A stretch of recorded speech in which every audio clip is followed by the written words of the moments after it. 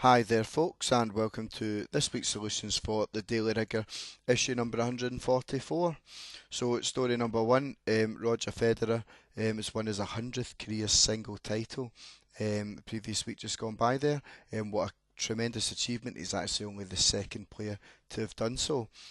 So of his 100 titles, 20 of them have come in the Grand Slams, so that's the really big tournaments. So we want to know what this figure is as a fraction, a decimal, and a percentage. So obviously a fraction, it's going to be 20 out of 100, but this fraction of course can be simplified. So there's lots of ways you can do that, dividing by 2, dividing by 5 and dividing by 10, but the biggest number you can divide both of these numbers by is 20. So 20 divided by 20 is 1, and 100 divided by 20 is 5.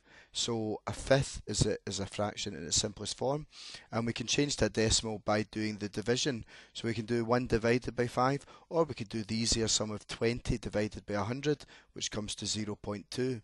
And to change a decimal into a percentage, we multiply by 100, and obviously if it's 20 out of 100, then it's going to be 20%. So that was your three answers there. Okay, so moving on to our next story. So we've got this lady here, Kane Tanaka, is officially the oldest person in the world. So she was born on the 2nd of January 1903. So how old is she? Well, because she's had her birthday so far this year, it was on the 2nd of January. That means we just have to take away the year of her birth away from the current year. And when we do that, that comes to 116 years old. But believe it or not, she's not the oldest person that's ever lived. That record goes to Jean Louise Calment, and she was 8 years older than this when she died. So to work out her age, we add the 8 on to 116. That comes to 124 years old. Incredible. And of course, what's Kane's secret to being to living so long? Well, she enjoys studying mathematics. So maybe there's something in that. Studying mathematics helps you live a long and healthy life. Fingers crossed. That's what we all hope for. So on to story number three. This one's quite an interesting one. So Felipe Anderson, he's a Brazilian footballer that plays for West Ham down in the English Premiership. And he's learned English quite quickly, but he still struggles with his numbers. So he said in his interview that he's confident about ordering what he wants to eat, but he's not confident in paying the bill, and he often has to check with the waiter to see if he's paying too much. Nice problem to have, I suppose, but never mind. So part A, can you count from 1 to 10 in Portuguese? Well, obviously I'm not going to go through a solution for that, there is none, but I wonder if your friend or your teacher would agree with you. If you can, then very well done. But what I'm going to tell you about is the answer to these calculations. So we can use the table to help us. So cinco is 5, doise is 2, and what does the E part mean? Well, that actually means and. So we're kind of asked to do 5 add 2 here. So of course the answer would be seshi, written as set, wouldn't it?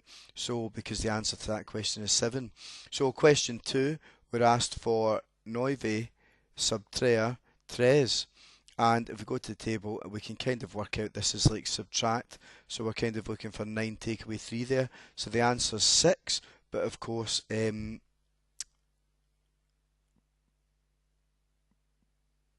there the answer is going to be in Portuguese, so it's going to be seize or says, however we are pronouncing it. So anyway, I think that was a wee kind of fun activity there, introducing you to numbers in another foreign language, which isn't like French and Spanish, the typical ones that you study in school. Okay, but as you can see there that I'm not to be judged in my presentation. Unfortunately, Riggerman only speaks one language, and even then it's debatable. Okay, so on to our last story. So the world's deepest swimming pool is going to open in Poland this year. I mean, look at it. And what we've got here is we've got a kind of enlarged version showing you the depths, because obviously in this newspaper story we couldn't make the diagram full screen. But anyway, if a diver swims 20% of the way down, how much further would he need to swim to reach the bottom of this pool? Well, we already saw that in question number 1 that to find 20% of an amount, you can divide by 5. So we don't have to do minus 45 divided by 5 because we're talking more about diving distance rather than recording the depth as like below sea level.